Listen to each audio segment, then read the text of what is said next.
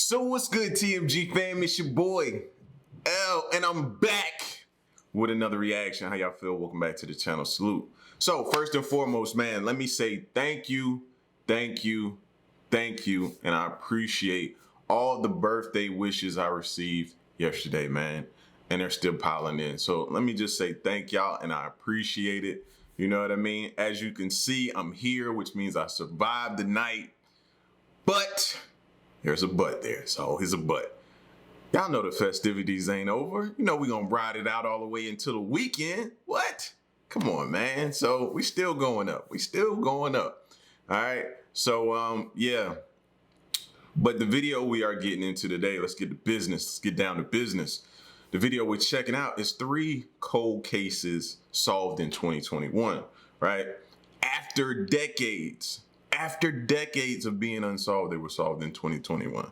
So we're gonna check these out. If you're new to the channel, hit the subscribe button, then join us as we give a moment of silence to the haters out there. I think everybody should practice this moment of silence for the haters out there. You can start your day with it, or you can end your day with it. Either way, you know what I mean? Just let them know. Moment of silence for the haters. That's enough. Now run the lights up. Make sure y'all hit that like button. Let's go.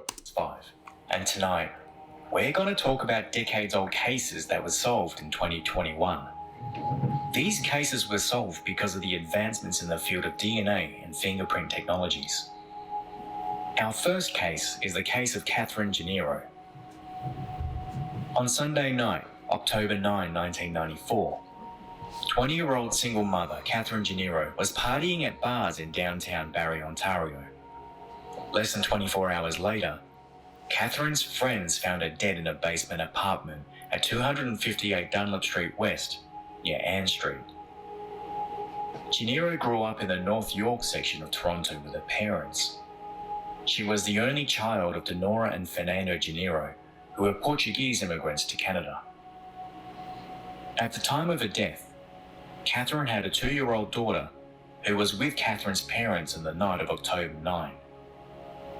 As the investigation began, it was discovered that on that night, Gennaro had invited some people she met downtown to her apartment. It was also found that the apartment's telephone had been ripped out from the wall and was missing. It was assumed that the suspects got rid of the phone because their number might be locked in the memory system. Sound like they was plotting on her from the jump, don't it? Don't it? You gotta be careful, man. Partying and then wanting a nightcap after the party is over and you invite everybody back to your crib, but you just met them. It's a no-go. That's a no-go. We ain't doing that. But 1 month later, a telephone was found at a nearby creek with the memory intact, but investigators found nothing useful in it. After this, detectives started looking at evidence that was within the scene. During the investigation, police collected hundreds of pieces of evidence and took hundreds of witness statements. Found evidence was sent to the Centre of Forensic Sciences in Toronto and to a private lab. Police believe Gennaro was entwined in the drug trade and the motive was likely robbery. Police had 6 suspects who were believed to be either responsible or had important information.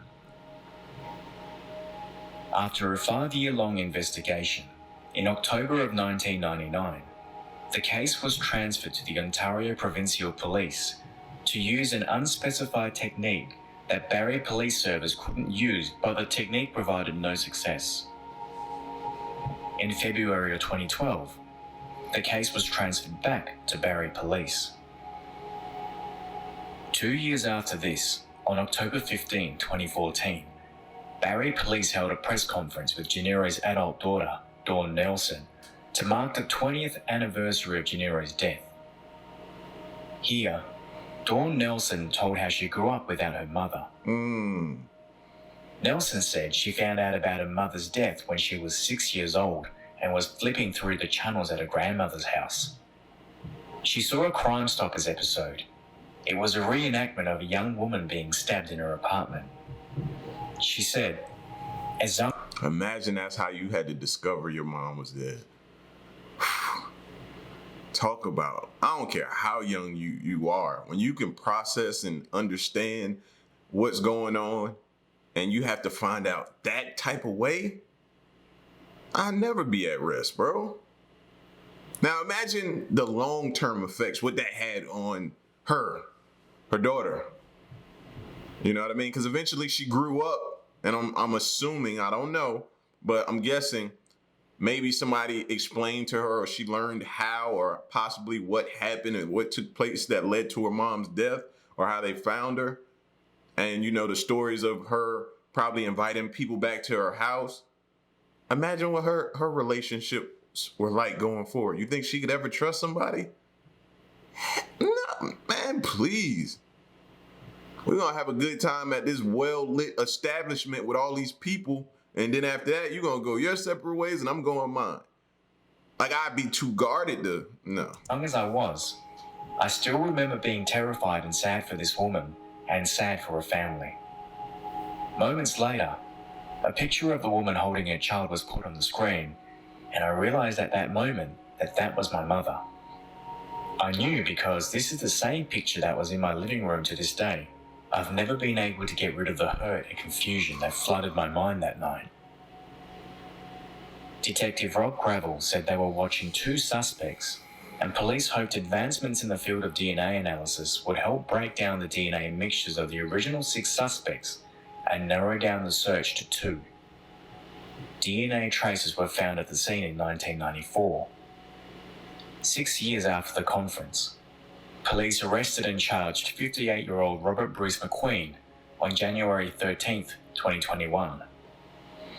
People recognise Robert Bruce McQueen as Bruce Ellis because he used his stepfather's last name. Ellis lived in Barrie for a long time. A post on his Facebook account showed that Bruce moved to Innisfil in 2021.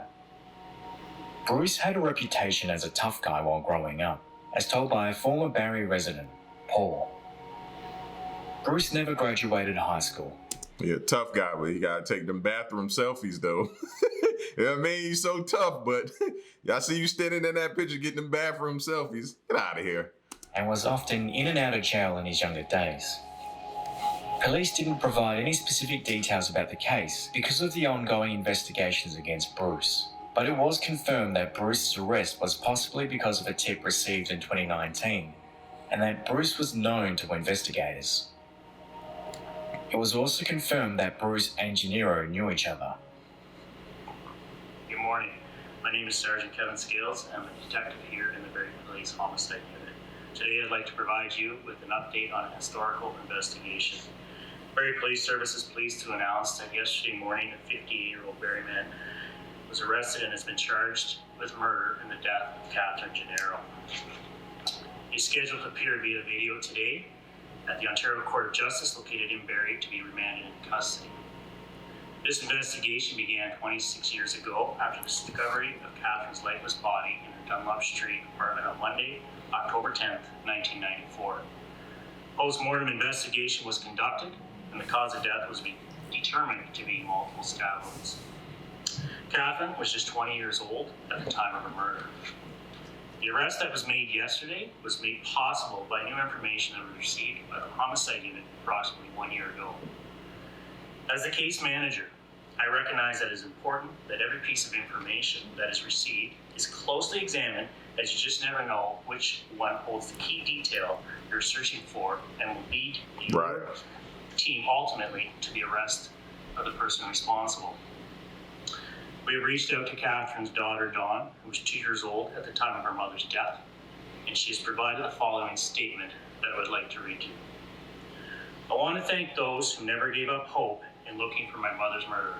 Facts. I wish my grandparents, Zenora and Fernando Gennaro, were alive to see this day. Grief is the most familiar feeling to me. Closure on my mother's case will help to finally bring peace on peace. The charges against Bruce are yet to be proven, and as of now, his trial is ongoing and is appearing before court via video conference.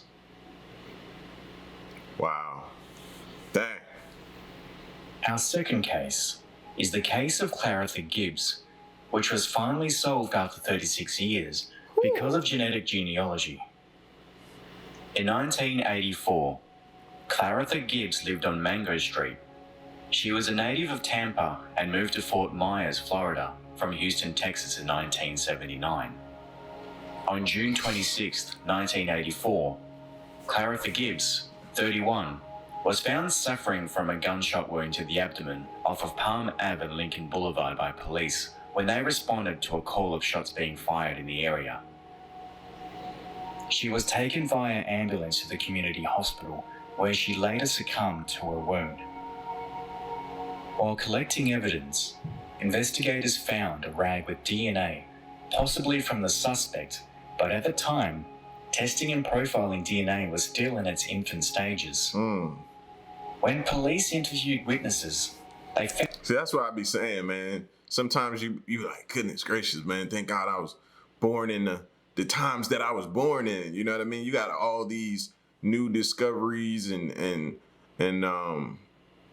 this new technology that you're able to do so much. So what they were able to get away with back in the day when it was like the Wild Wild West, you know what I mean? They could get away with some of these murders and different things happening today, though. They're finding hair fibers. They're finding everything. They cross-referencing. They can go back and tell you your family's history off of some of that stuff. You know what I'm saying? So, yeah, man, it's the times that they were living in back then. They didn't have that much technology to assist. But what I respect is the fact that they never gave up. They never just pushed these cases to the side and it's like, they cold, don't even worry about them. Nah, they kept them, and every now and again they open them back up to see if they can find some new discoveries. So shout outs to them for that, fam. Like, man, cause back in the day they was getting away with murder. Found out that Claritha was a known hooker. She was last seen entering... They found out that Claritha was a known hooker. She was last seen entering a two-tone vehicle, possibly a pickup truck, just before a gunshot was heard. The driver then proceeded to dump her body at 2831 Lincoln Boulevard. Witnesses described the driver as a white male in his early 30s, with brown or dark blonde hair, a thin build, and approximately 5'10". Police weren't able to find the driver at the time, and after years of investigation, the case went cold.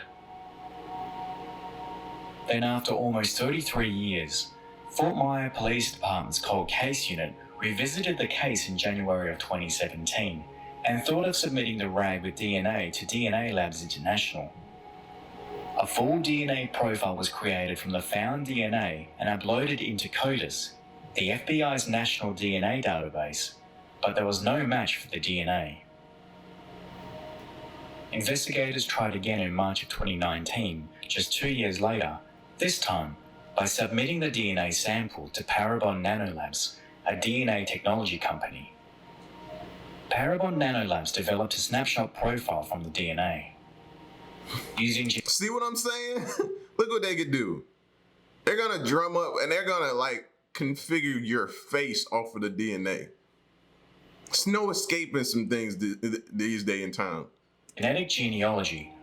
Parabon Nanolabs found a match in genealogy databases to the found DNA in July of 2020.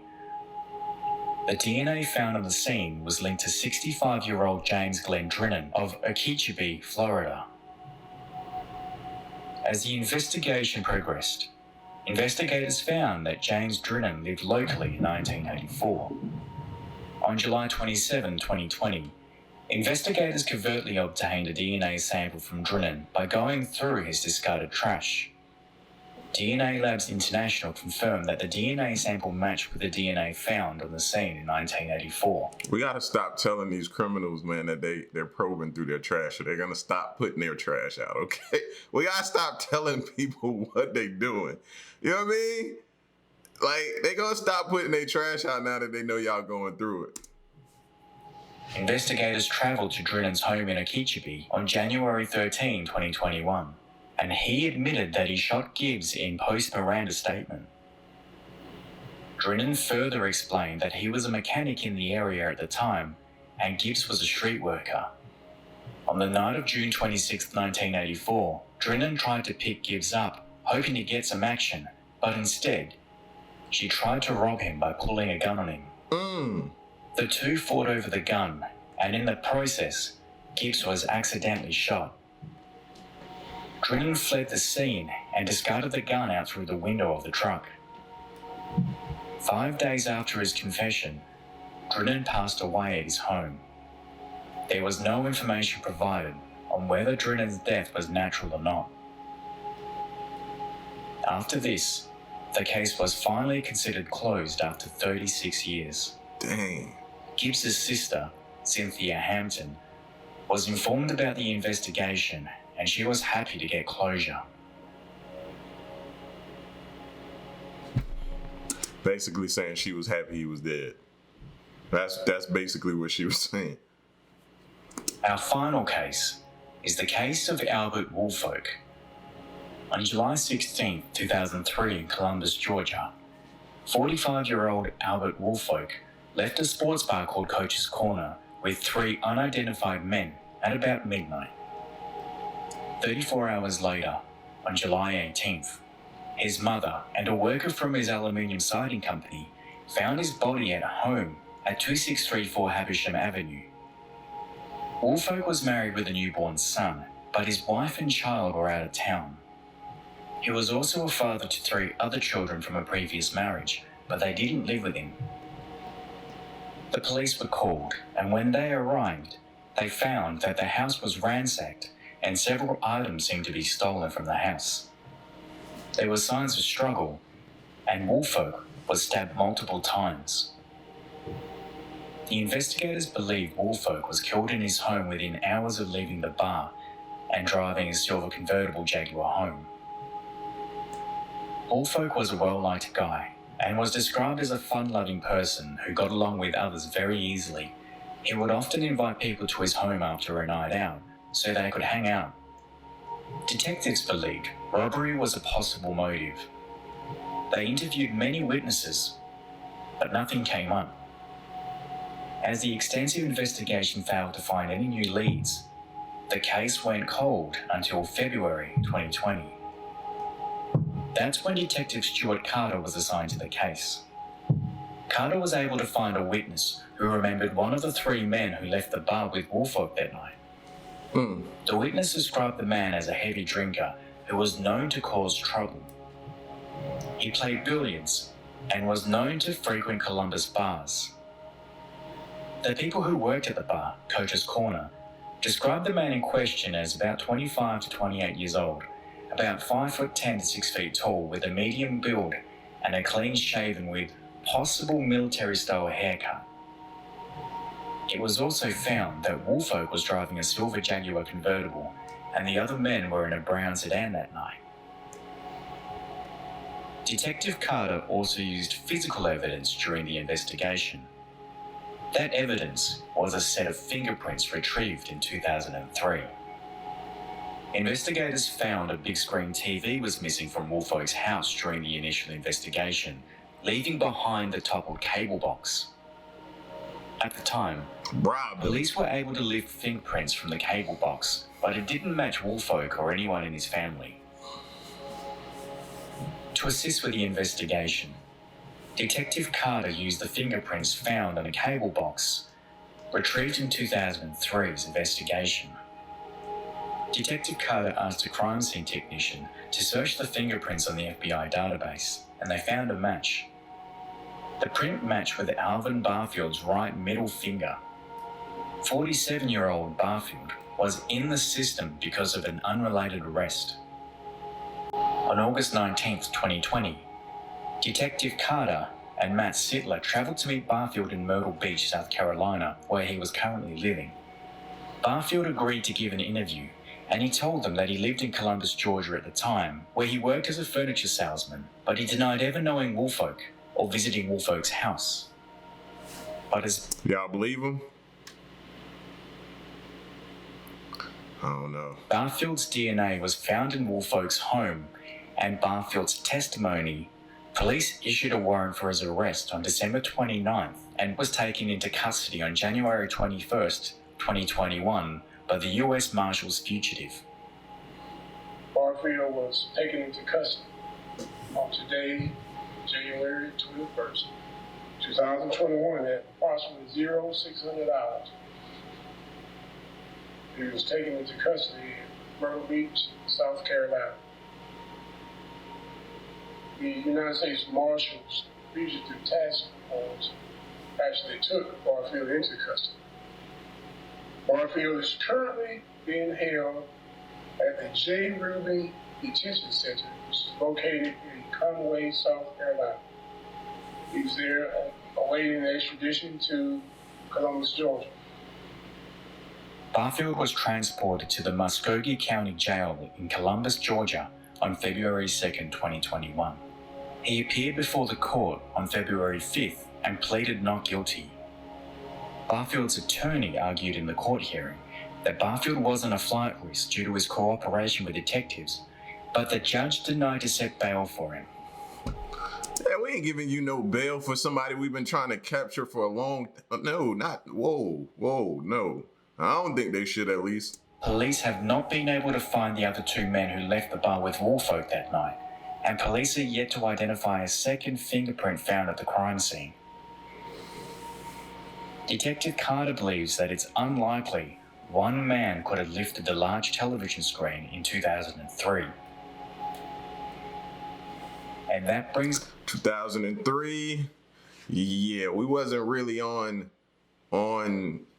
flat screens at that time. It was still fatback TVs, bro. So the chances of somebody lifting a huge TV like that by themselves, you remember them fatback TVs, fam?